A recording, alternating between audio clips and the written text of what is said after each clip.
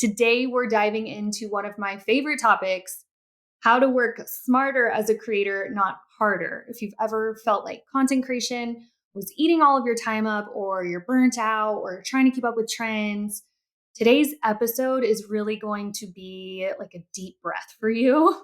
We're talking about AI and how it's completely changing the game for creators, agency owners, and how you can start using it to stay consistent, optimize your content, and get closer to full-time income without living on your phone 24/7. Hey friend, welcome back to Call Her Creator, powered by your all-in-one creator store, Stan. Stan is the easiest way for you to make money online. All of your courses, digital products, and bookings are hosted within your link in bio. If you're ready to start your free trial, visit my show notes and click my affiliate link to get started today.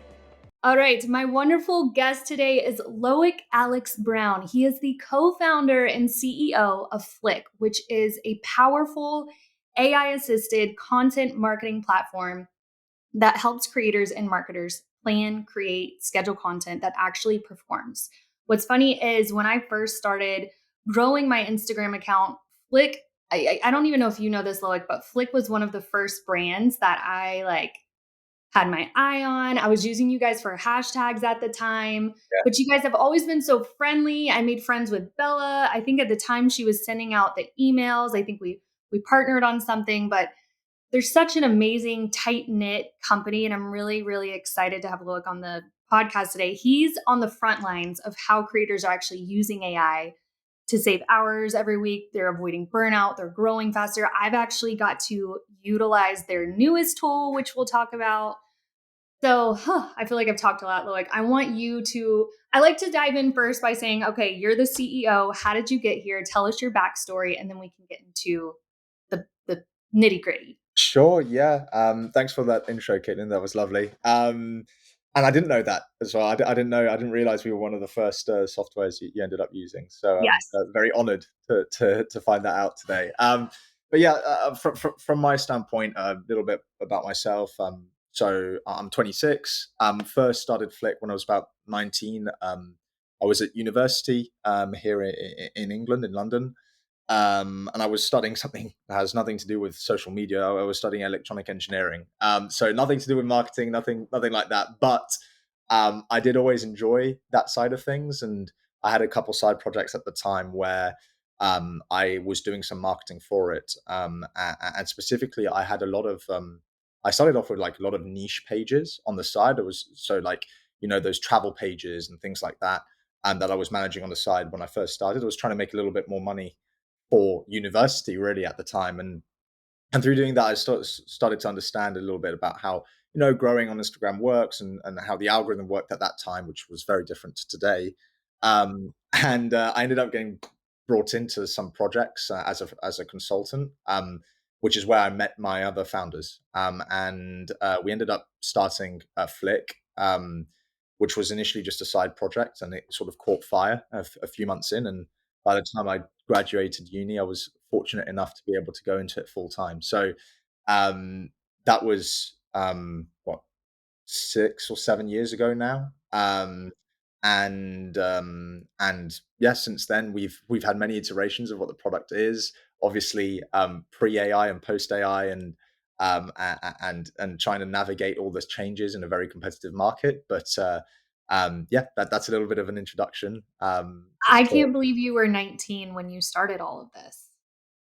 yeah, it feels like a long time ago now. That's nuts. And that shows too, guys, like the one thing about social too is like you can start like teenagers right now. I know Stone Fredrickson, he's one of my good friends from TikTok. He started when he was still in school, like 17, 18, and he made like his first six figures like at that age because of social. So it's just crazy what we can do now that we didn't get to do years ago. Oh, for sure. It wouldn't be impossible, 20 years ago or something like that. And it's just, social media is such an opportunity, it's such a huge market. And there's many different ways, right, to capture that market. For me personally, creating videos of myself or images of myself online was never something and still isn't something I'm super comfortable with. So that's not the direction I went down.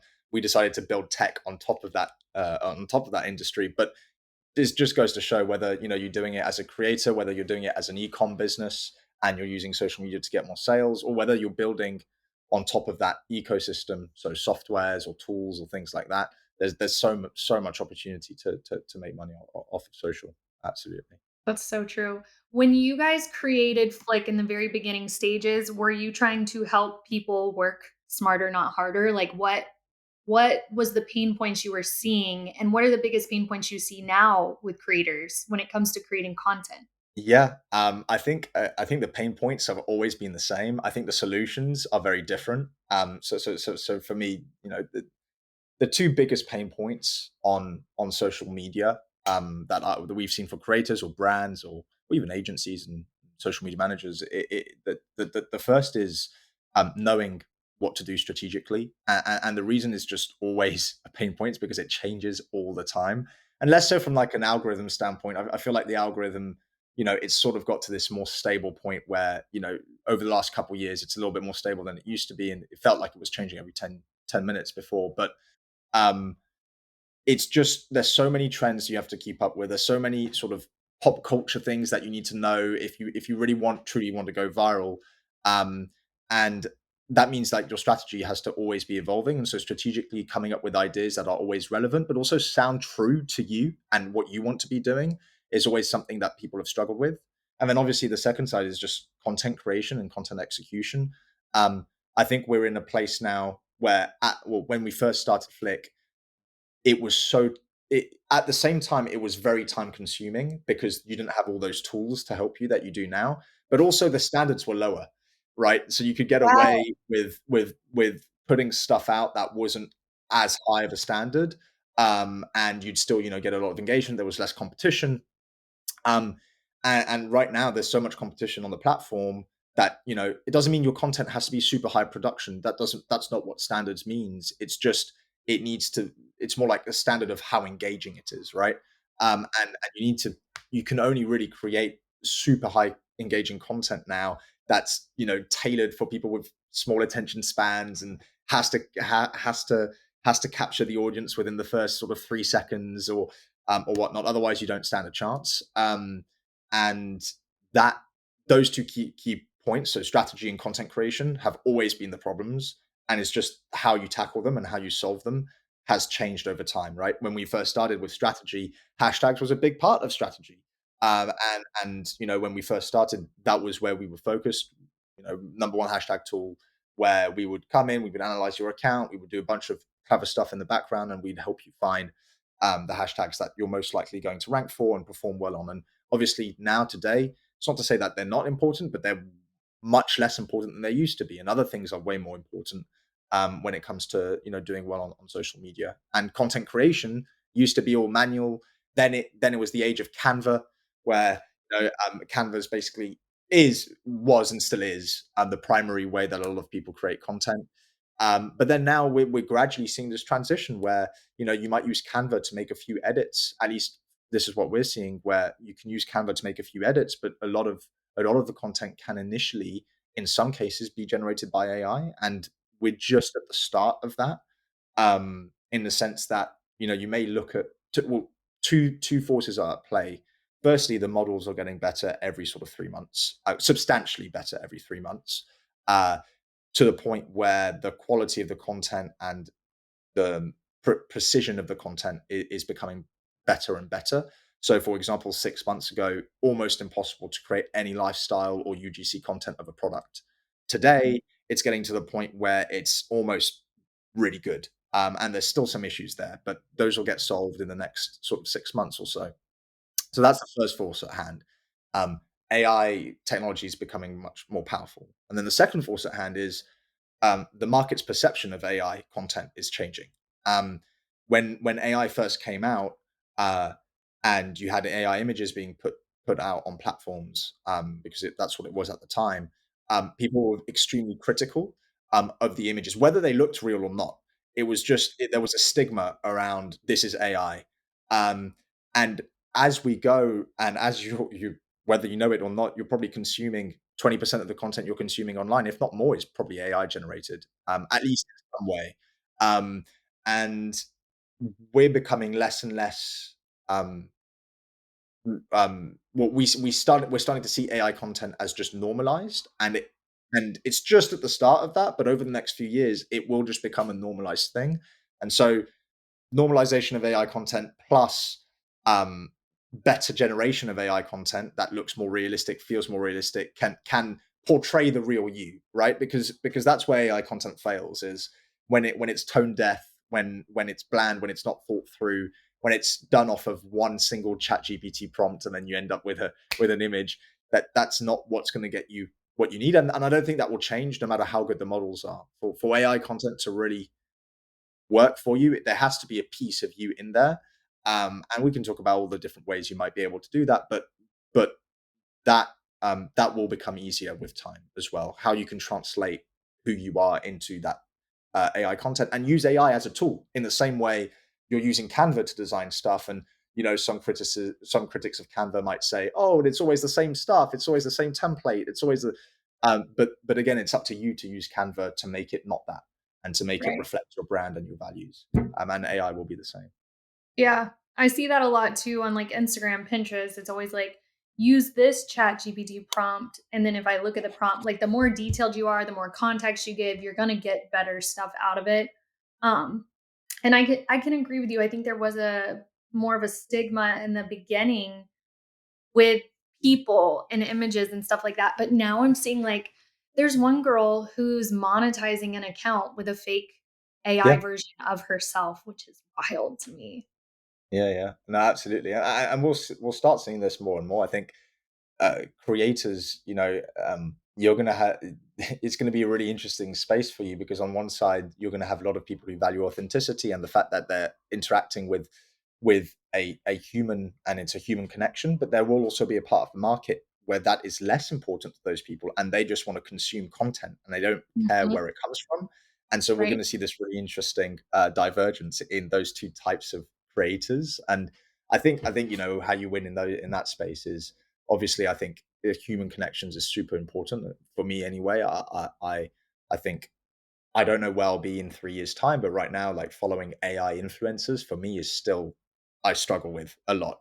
Same. Just because I know it's AI. The content there might be really human-like and even quite entertaining, but just in the back of my mind, I still know that's AI. So I struggle with that a lot. But something hybrid where you still have your account, you're still human, you still interact on there, you still, half of the content on there is fully organic, not AI generated. But then the other half might be AI augmented or might be AI generated.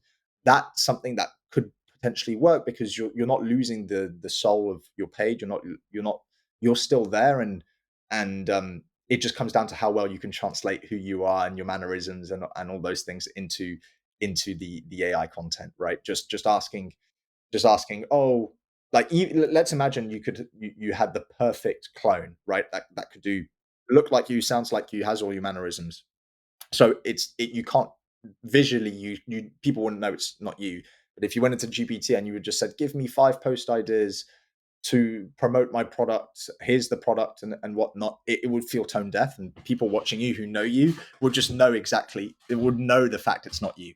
So that's where you would win or not is in just how well you can build or architect solutions that capture what makes you you, and then AI just becomes a tool, an extension of you, to publish more content. And yeah. Which which that kinda leads me into the next question I was gonna ask you, like, what are some ways that people can use AI and still keep their voice authentic and not sound robotic? Do you think Right. that just means giving it more information, or is it letting AI do it and then you editing it? Like, how do you Yeah. just So I think the easiest way, when first explaining this, is just AI is like anyone in the sense that if you're hiring a new employee and you want them to capture to understand your content the first few times, right, then they're probably going to get it sort of 50 or 60% right, but there's going to be some issues, and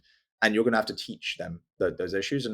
And it's the same process with AI, but it's not done in the same way.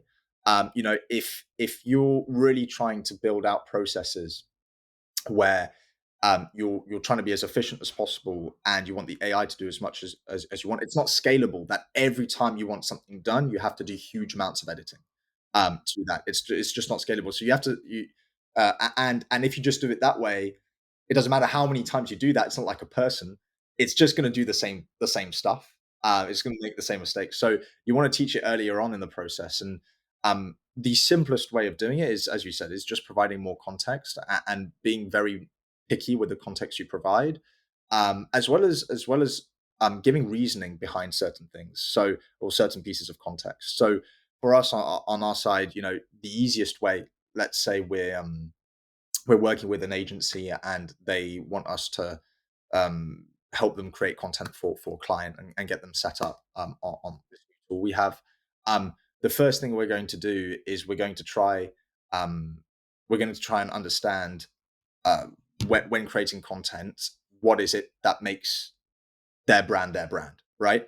And then once we extract all of that, we have a specific prompt that we've built after doing it manually, where we have different categories of things that we want extracted from, say, a profile. So that might be the hex code, it might be the font, it might be, but it'll go more than that.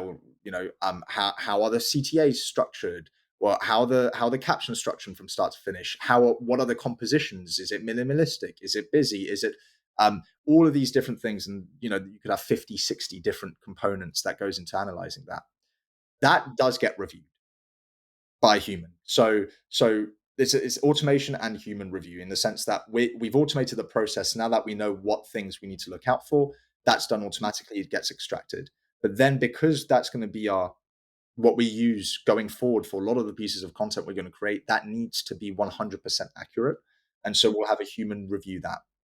Once that's reviewed, from that point onwards, um, we've captured everything from the type of ideas that someone might post about. We've captured everything from the aesthetics. We've captured everything from the writing perspective. And so with those three things, we're now able to, with this base document that we've created, we're then able to generate ideas that sound like ideas you would have come up with. We're able to generate visuals that look like visuals, aesthetically like what you would have done. And so, just to recap, it's basically being very precise with the information you provide it with. So when we do this, we input specific types of content that we know we want to be able to replicate going forward. We isolate maybe 5, 6, 7, 8 examples. We put that in. We create this document of things that of parameters that help us basically describe what it is we're actually looking for. We review that manually. And once we have that in place, then we're able to automate that type of content for someone. And so what's hidden in there is and which I haven't mentioned explicitly, is the fact that if you're trying to do everything in one go, so like say you're trying to create one agent that does all your type of content and is going to help you with everything, it's not going to work, because Hmm. you do different types of content, right? You have different ideas, you have different series of posts, and if you want AI to be as specific as possible, you need to really segment that. So for us, for the agencies we work with, they come to us and they might say, these are the different types of posts we do for this client, and for each type of post, we repeat that process. And it's a little bit long the first time, right? When a new client comes on, for an agency, it'll take us, um, you know, 2, 3 days of research and putting everything together. But once it's done, every month for each of those post types, the AI is able to go and do the research. So going online, what's relevant for this month, for example, come up with an idea for that specific post slot, because it has 5 or 6 examples of the types of posts that we would do. Um, Figure out how to go ahead and create the visual. So, in some cases, we might tell it, oh, well, these have all been created with Canva.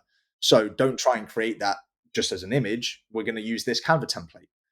Or we might say, well, actually, the client hasn't given us any assets and we don't have any Canva templates for this client. So for this slot, we're going to use fully AI generated workflow, and it figures out, okay, if I need to create these types of posts as a finished product, and I need to and it needs to be this type of post, then how can I achieve that? And it will go through a list of different tools we've given it that it can use. And so, yeah, essentially from top down, it's just a lot of very siloed tasks that we give it, and that we put an automation on top of.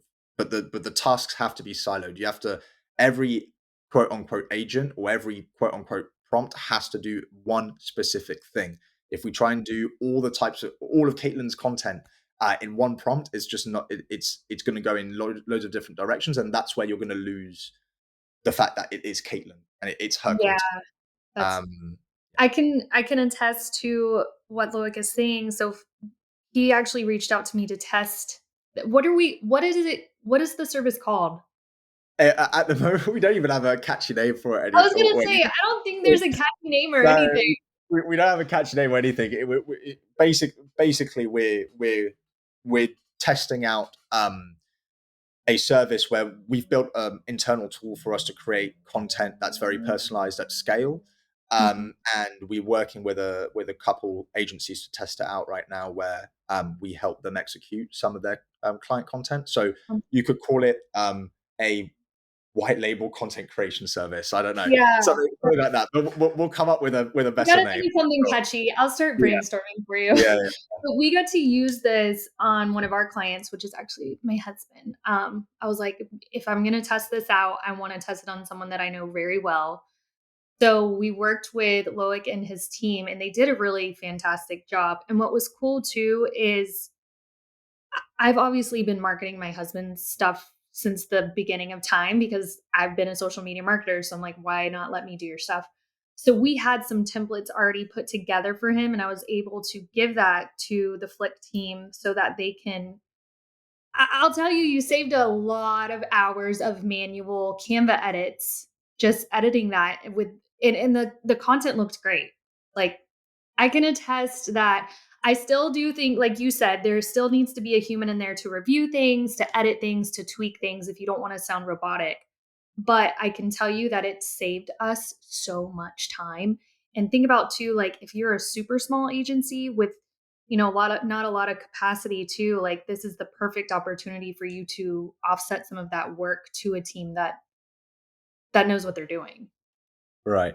No, no, absolutely. And I was just pulling this up just to see if I can show a little bit of how it works. If that's all right with you, Caitlin? Yeah, no, for sure. Because if you Sure. guys are listening to this on Apple or Spotify, I do upload all of the podcasts over on YouTube, so you can totally see what he's showing. But he's going to give us, I'll describe it as much as I yeah, can as well. yeah, walk us through Uh, it. yeah. And Loic too, like there are agencies that listen to this, but there's also creators too that can't afford an agency. Right. So, this would be something too that could help you all make content as well. So kind of talk to Sure. both of those audiences, Loic, and explain like what you Okay. would need from them, what you would do. For sure. No, absolutely. So just to be clear, this software isn't available publicly at this point. This is just something Okay. our internal team use when working with agencies or anything like that. But we are exploring, potentially making it public at some point.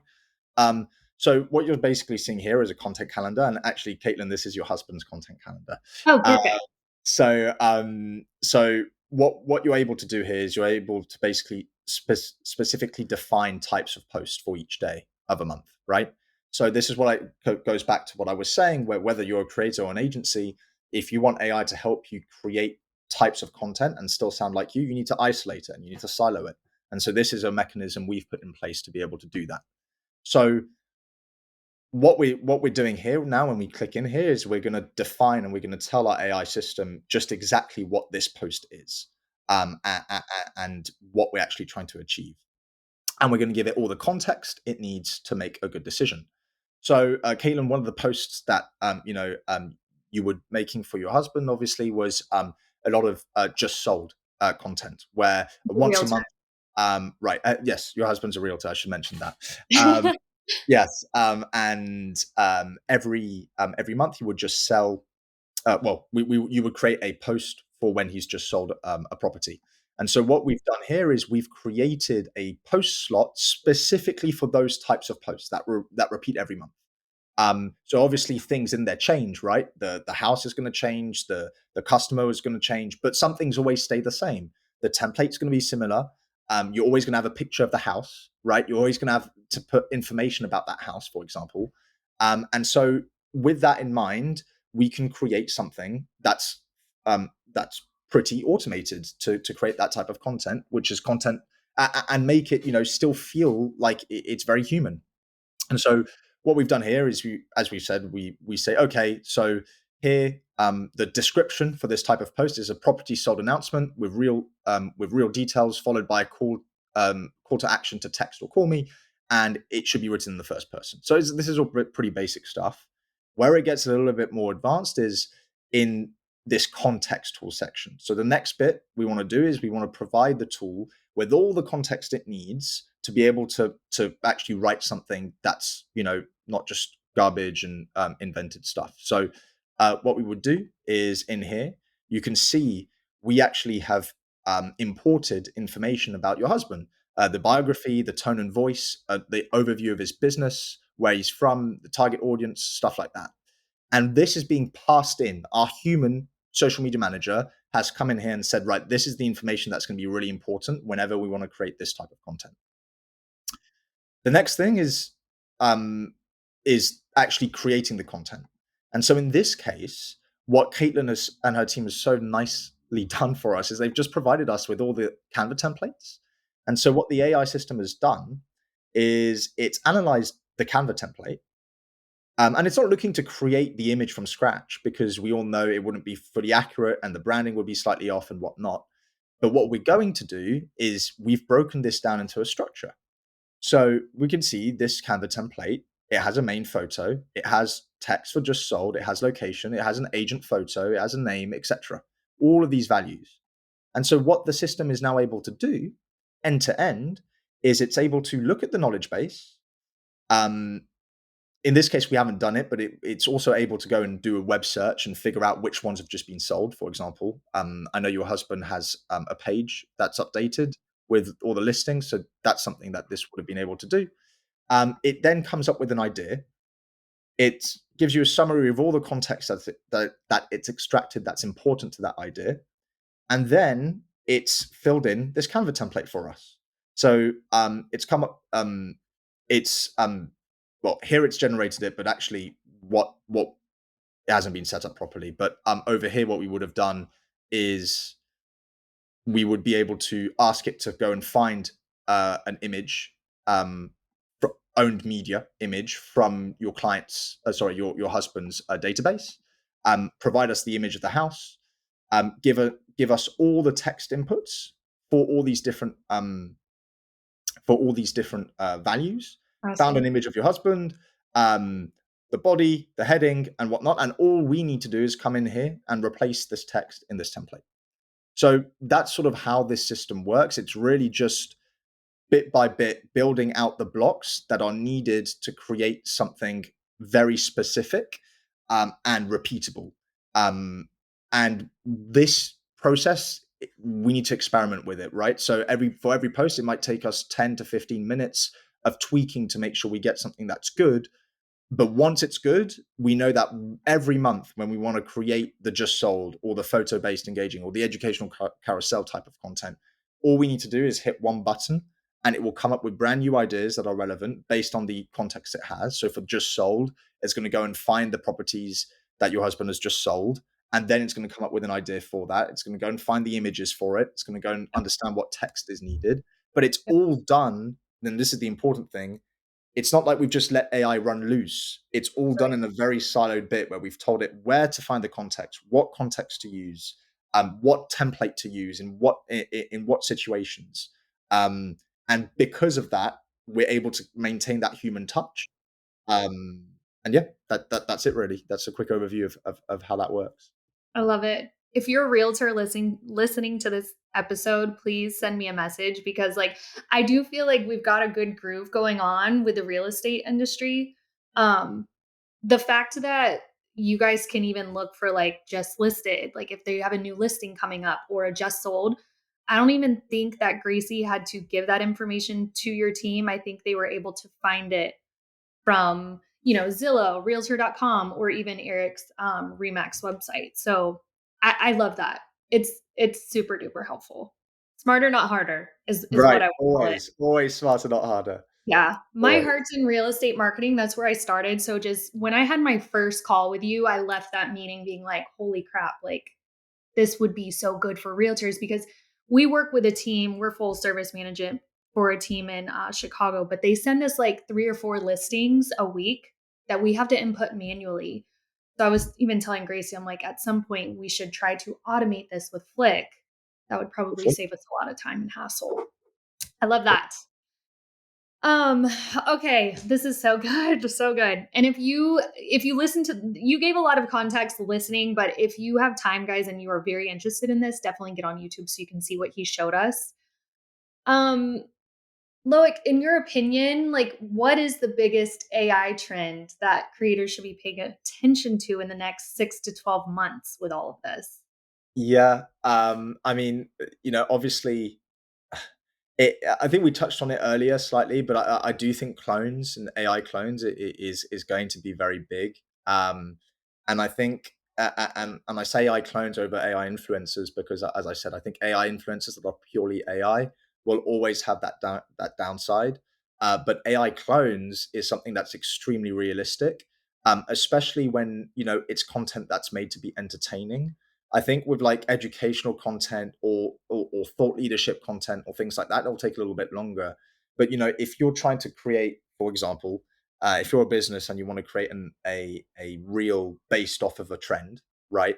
That's currently happening, and you want to use that to sell your product in an entertaining way. We're very close to being able to you build your own clone, and then you find the the real trend video, an example video. You download that video, you superimpose your clone over that video, and now all of a sudden you've now got a video of you doing the trend without actually having to go and film the trend. Um, so that's where I'm seeing this going, and you could do it with trends, you could do it with anything really. But the hybrid approach where you are your person, it is you, you've got an audience who likes you, for who you are, but you're able to leverage AI clones to create content that would either take you you know an hour to edit and film, or yeah, basically content that would be way too time consuming for you to do, or financially expensive for you to do for high production costs and things like that. You'll be able to mix both those. And I'm not saying that means just stop filming anything yourself, right? And it has to all be AI.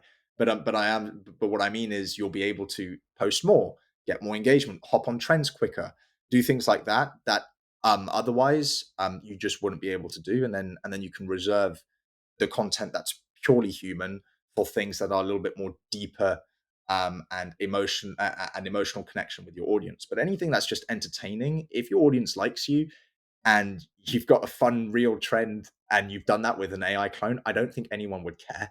I think Can you tell us some of us don't know what an AI clone is. Can you okay, dumb that down for them? yeah, of course. So imagine I was able to create an image that looked exactly like me, and then animate that image to speak in my voice and have my mannerisms and whatnot. That's what an AI clone is. And yeah, that's basically what an AI clone is. And the Who do technology. you think who do you think would benefit from creating an AI clone? What niches? All like Yeah, I think anyone where there's a personal brand first involved, definitely benefit from that. Anyone who wants to create UGC for not very expensive, yeah. that's another way. So the AI clone, just to be clear, in the way I was speaking about it, is a duplicate of me, right? Of your person. Okay. It doesn't have to be. I could I could, for example, do a UGC ad where I film myself picking up my iPhone, and for example, let's say I work for Apple, I film myself picking up my iPhone and doing a call, but then I've created a clone. Maybe a clone's deceiving, but I've created a avatar that looks nothing like me. But the avatar will pick up on my actions, on my motion, and so I'll be able to create an unlimited amount of UGC content for my brand without it being the same person in that video. So you can use it in two ways. The UGC content and the advertising space, that's huge because you're not trying to build a relationship with people you advertise to. You are, but the advertising is just to get them in the door. Then you can build that human relationship. Obviously, with the feed content, it's a little bit different because these are people who like who you are. They know who you are. They like who you are. So it's really important that you sort of keep an open eye on, okay, should I automate this content or should I not automate this content? Right. Um, and and I think anything that's entertaining and entertainment focused can definitely be automated because the value. Think about what is the value in that? It's being entertained. Anything that's educational and a little bit deeper, the value is in being educated. And I don't think people are yet fully 100. Some people are, but most people are still not yet on. I'm going to trust this AI avatar speaking to me about how I should manage my taxes for the next year, or how I should market myself on social media. We're not quite there yet. So that's how I would sort of differentiate the types of content to use this for or not. But it is extremely powerful. And once it's set up and you add a little bit of automation on top of it, then you're able to, yeah, every time a new trend comes out, well, you've got a video of you doing that trend in 5 minutes. So yeah, there's opportunity there Where can for sure. people make their clone? Do you know? Are they So yeah, I mean, there's a couple ways of doing it. So the easiest way is actually if you just take a picture of yourself, and then you can upload that to places like, oh, I forgot. I mean, you've got Runway, for right? example, you can use, and Runway will allow you to automate that image to animate that image into whatever you want, and so you can do this Wow. in two ways. You can either give it a video script, and Runway will make the person speak. The issue with that is the technology will be there, but the issue with that is that's where you'll see like problems with the mouth, right? Where it's not quite synced with Yeah. what you're saying. So that's if you use a video script. But if for example, going back to the UGC example, I film a video of myself talking like I'm talking to you now, and then I upload that to Runway, and then I give it an image of you, Caitlin. Um, what would happen is it would generate a video of you talking perfectly over. It will superimpose your face or your whole body or Oh your my image over me, but take my facial movements, yeah. and that will be much more accurate. And so that's why I'm saying UGC content is a massive. There's a massive opportunity there because um, I can film anything I want, and I can put anyone's face or body or ethnic race so I can target different markets really easily because because of that. So that's where the height of the technology right now in terms of accuracy is me filming a video, giving it an image, telling it to make this image speak in the way I spoke in the video or do what I did in the video. That's where you'll get the most accurate That stuff. is so wild. It's I crazy. know my mother-in-law is having such a hard time with all of this stuff, and so, like, I'm gonna make her listen to this episode because 'cause you're just blowing my mind with all of this stuff, and I need to go make a clone because I would love to do UGC content. For anyone that doesn't know what that is, you should because most of you guys are creators, but it's user-generated content, so just creating content, for brands and businesses. But wow, this was very enlightening. Um, if someone listening wants to work with Flick or try Flick, like what can you do? Where should they start? Yeah, I mean, if you're looking to work with us to help you with the content creations for your clients or things like that, or to help you automate certain parts of your content creation workflows, you can pop an email to me. So my email is Loic Loic at flick.tech. So Flick is FLICK and then .tech TECH. Um, that's the best way. And then you could just put subject line Caitlin podcast or something like that. Yeah. And we can see what we can do there. Obviously, for creators who are still there, who are looking to still create the content themselves, we do have our open software, which isn't the same thing as what I showed you, but there is some really helpful tools there which you can go Good. and Even check the out. captions writer, I remember being really, really good. Ugh. For sure. For sure, yeah. No, absolutely, and we still update that tool, and it's still maintained. So You that's can put, like, if you want it to be witty, playful, educational, like, y'all have still got really good tools for solo creators too. So for sure, for sure. definitely go to their website. And sorry, I'm plugging No, you you're so good. good. You're good. Your email marketing is so Oh good. yeah, The trends, everything in there, like, I look forward to that email every week because it's so educational. I learned so much from it. I'll have to tell Mackenzie that. She'll be I very love happy. Mackenzie. Yeah, she's amazing. Yeah. Absolutely amazing. But yeah, I mean that's it really. But at the moment, yeah, where we're focusing a lot of our time and development is in the automation of specific types of content that people want to create. So if you need any help with that, feel free to reach out. Yeah, I think we should do a master class after this, like, get Oh, that'd everyone be great. together, see what you can do. I think there's way for us to team up on this and get more people utilizing what you have to offer 'cause it's Yeah, good. It's good yeah, stuff. absolutely. That'd be great. Yeah, we could do like a live session where we pick maybe one of your followers or listeners, Yeah, and we can sort of try and break down their content strategy and automate parts of it. I love that. I love that idea. How can people follow you online if they wanna connect? Yeah, for someone who works on social media, I'm not that present online, Guess but not.